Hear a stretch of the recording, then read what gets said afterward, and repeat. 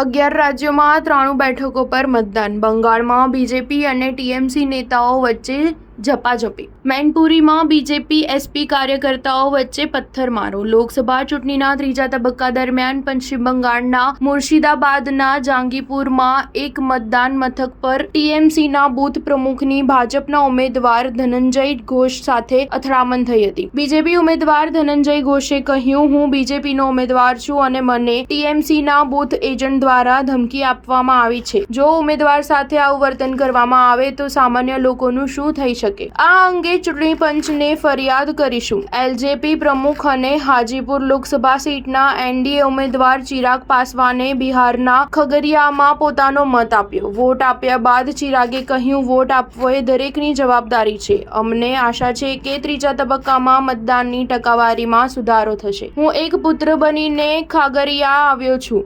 કોંગ્રેસના પ્રમુખ મલ્લિકાર્જુન ખડગેએ તેમની પત્ની રાધાબાઈ ખડગે સાથે લોકસભા ચૂંટણી 2024ના ત્રીજા તબક્કામાં કલીબુર્ગીમાં કીર્તિ પ્રાથમિક શાળા મતદાન મથક પર પોતાનો મત આપ્યો. શરદ પવારે તેમની પુત્રી સુપ્રિયા સુલેની બેઠક બારામતીના એક બૂથ પર મતદાન કર્યું. પવાર 10 વર્ષ બાદ બારામતીમાં વોટ આપી રહ્યા છે. અગાઉ તેઓ મુંબઈમાં મતદાન કરતા હતા. સ્ટાર ન્યૂઝ 7 હંમેશા સચ્ચાઈની સાથે.